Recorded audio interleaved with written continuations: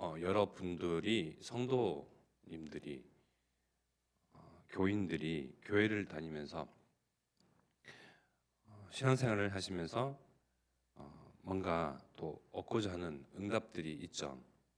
그러한 부분들을 교회가 충족시키지 못해서 참 죄송하게 생각을 합니다. 또 목사가 그런 부분을 충족시키지 못해서 정말 죄송하게 생각을 합니다. 그러한 사람이 바라는 어떠한 응답과 열매와 원하는 것들, 하나님께서는 분명히 아심에도 불구하고요, 그러한 응답들을 미루고 계신데요. 하나님은 우리에게 가장 필요한 것, 급선무해야 할 것, 하나님께서 우리를 사랑하시고 우리를 잘 아시사 하나님께서 주시고자 하는 응답 중의 응답인 원세복음을 먼저 우리에게 주셨습니다. 모든 것을 다 충족시킬 수는 없겠죠. 또 하나님 보실 때에 위험하다 싶은 것이 있고요, 안 된다 싶은 것이 있습니다. 우리가 또한 자녀들 이렇게 양육하고 키우면서도 또 아이들을 데리고 있으면서도 그러한 구분이 서지 않습니까? 부모로서 또 어른으로서요. 아이들은 이것저것 요구하는 것이 다양하게 있습니다. 그러나 지금 당장 급한 것이 있고요, 또 미뤄도 되는 것들이 있습니다. 그리고 원하는 바를 반드시 성취하면 안 되는 것들이 있죠. 뭔가 위험을 한다거나 그 아이에게 해가 된다거나 하는 것들은 반드시 응답을 줘서는 안 되는 경우도 있습니다. 현장에서 또 이렇게 사람들과 대면하면서 성도들과 이런 이야기를 저런 이야기들을 하면서요, 많은 갈등들을 봅니다. 여러 가지 그러한 갈등들, 그것 또한 흐름이 있지 않습니까? 이러한 갈등의 상황, 상태, 이러한 문제가 올 수밖에 없었던 흐름들이 있단 말입니다. 그러한 문제를 가지고 뭔가 상담을 하거나 그러한 문제를 가지고 뭔가 포럼을 한다거나 대화를 하고 나누게 되면요, 결국 지금 내게 닥친 문제와 갈등, 아픔과 상처, 그를 거슬러 올라가 보면 교회에 대해서 또 목사에 대해서 원망이 되기도 하고요. 전혀 교회와 목사에 대해서는 무관한데 교회와 목사에 대해서 그런 답을 주지 못하고 충족시키지 못하니까 원망의 대상을 삼기도 합니다. 더 거슬러 올라가게 되면요, 결국 하나님을 원망하고 있더라고요. 뭐 저 자신의 경우도 있고요. 또 이야기를 들어보면 그렇습니다. 누군가를 만나서 결혼을 했습니다. 그러면 자신의 선택이고 또 하나님의 시간표고 계획이 있었겠죠.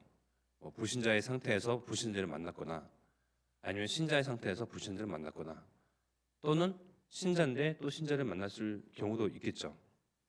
그러나 또한 그러한 결혼 생활 삶 가운데서 늘 행복하지 않지 않습니까? 문제와 갈등을 만납니다. 그러다 보면 그 흐름을 따지다 보면요, 결국 그것을 제공하고 허락하는 분이 하나님이었다 하면서요, 절대 주권을 확 붙잡고 인정하는 것이 아니라 하나님을 원망하게 되는 지경을 만나게 되더라고요. 끊임없이 인간과 사람은요, 근본 불신앙 상태에서 하나님을 부정하고 부인하고 심지어 원망하고요, 하나님을 향해서 끊임없이 정말 입에 담기 힘든 그런 불신앙의 말을 내놓는데요, 그토록 사람은 그런 원인을 따지기 좋아하고요, 또 누군가에게 분명히 원망의 대상을 삼고 원망하기를 좋아합니다. 좋아한다기보다는요, 그러한 방법밖에 없으니까요. 부모 원망이 있죠. 가정 그런 형편, 상황, 그런 모든 것들을 부모를 향해서 원망과 그러한 한을 털어놓습니다. 더 그 흐름을 따지고 올라가 보면 결국 그러한 부모를 만나게 했던 하나님에 대해서 또한 원망을 합니다. 하나님께서는 그러한 근본 불신앙인 상태, 하나님을 의지한다고 하고 하나님을 믿는다고 하는 근본 불신앙의 상태인 우리를 너무나 잘 아시죠. 1절의 말씀을 보니까 진실이 없고 공의도 없도다. 하나님을 믿는다고 하지만 담은 그 입술에는요 진실이 없죠. 상황 봐가면서 하나님이 믿어집니다. 우리의 감사도 상황 따라서 감사했다가 원망했다가 합니다. 그러한 우리를 하나님은 내버려 두지 아니하시고 잊지 아니하셨습니다.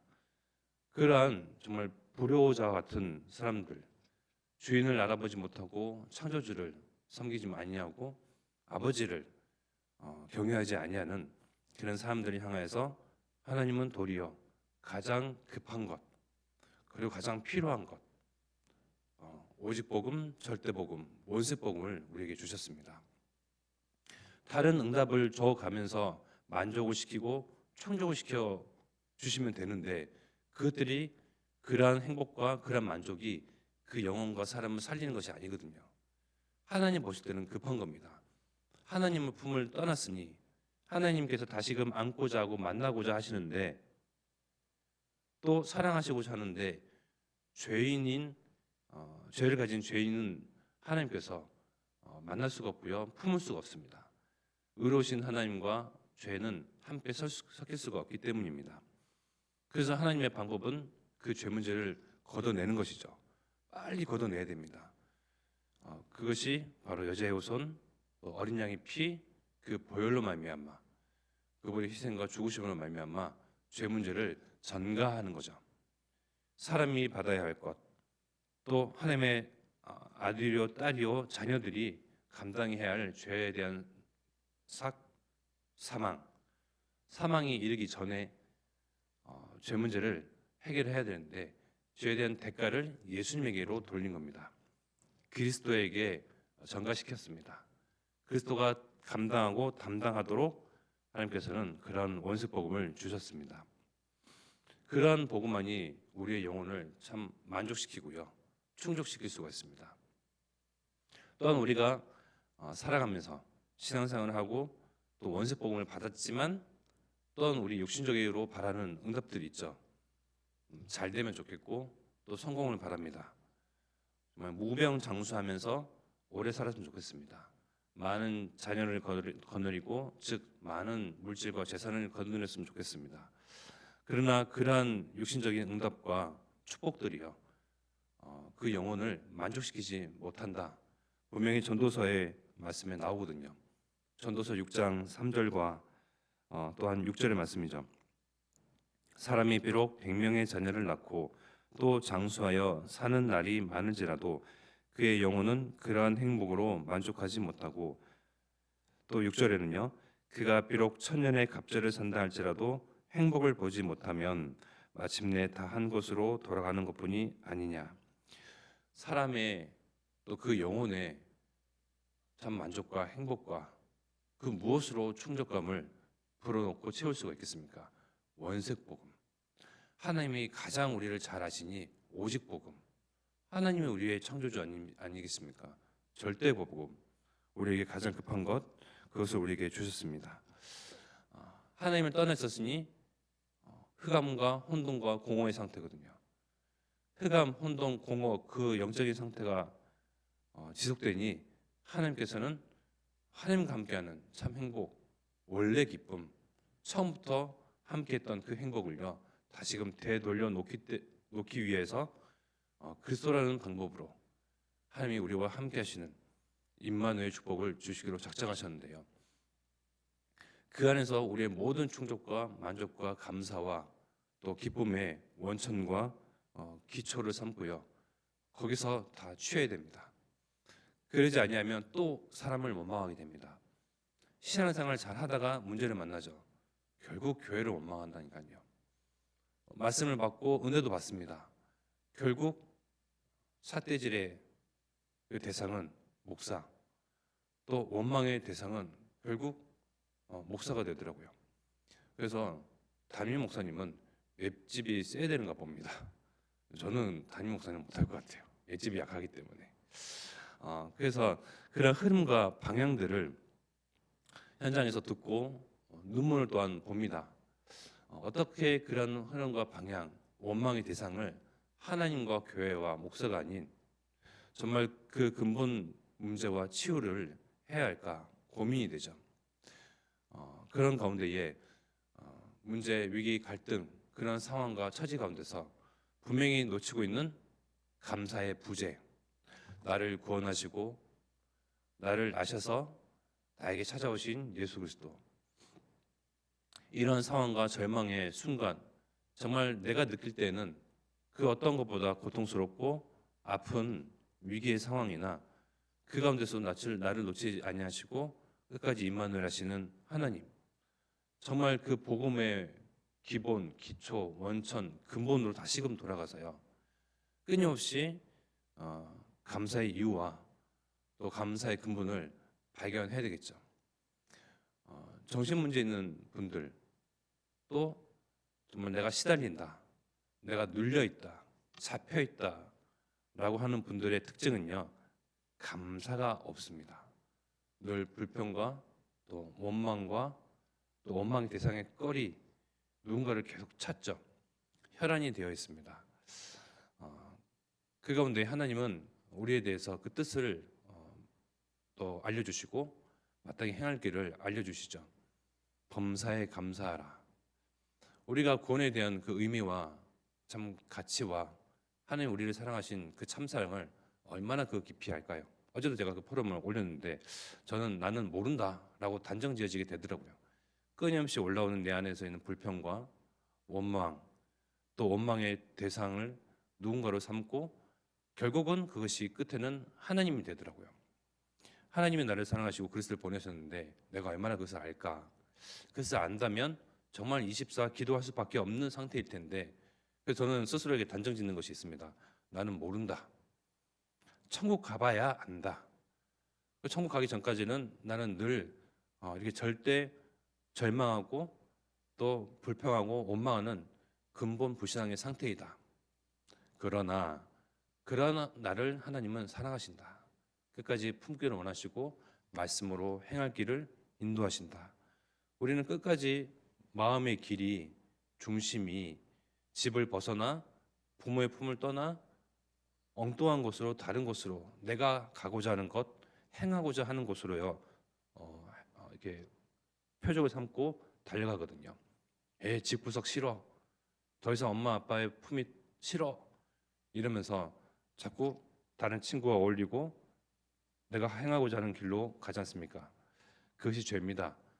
하나님께 방향이 향해져 있어야 되는데, 내 마음의 길이 하나님께 향해져 있어야 되는데 다른 곳으로 향해져 있다.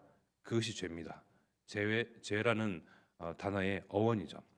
그러나 다시금 하나님은 말씀과 또 오직 복음, 원색 복음으로 달라졌던 길, 다른 길로 행했던 나의 마음을요 되돌려 놓으십니다. 그래서 하나님께서 우리에게 가장 값진 것, 주고자 하시는 것, 급선무해야 되는 것, 우선시하는 것이 복음으로 나를 살려놓는 것입니다. 그래서 정말 이것이 우리의 죽는 날까지 24 감사의 이유이며 근본입니다. 감사는 나를 치유합니다. 감사는 상처를 치유합니다. 참 감사하잖아요. 오래된 것을 치유한다니까요. 감사는요 정말 모든 원망을 치유합니다. 일단 정말 하나님 나에게 주시는 원색 복음으로 말미암아 감사가 회복되어, 또한 감사가 넘치니 나를 보는 사람들이 무엇이 그렇게 기쁘냐? 하나님으로 말미암아 기쁘다. 그러면 그 하나님은 도대체 누구냐? 나도 좀 기쁘고 싶다. 정말 성령 충만하여서 다른 사람이 아는 정도, 내 안에 감사가 충만하여서 웃음꽃이 피니 정말 가족과 친지, 지인, 현장, 지역이 나를 보고 정말 알 수 있을 정도로 감사의 증인, 원색 복음의 증인 되시기를 축원드리겠습니다. 이 시간은 합심하여 기도하겠습니다. 감사의 비밀을 가진 자, 또 오직 복음에 정말 그 기초가 세워진 그러한 선교팀들이 필리핀 현장에 있습니다.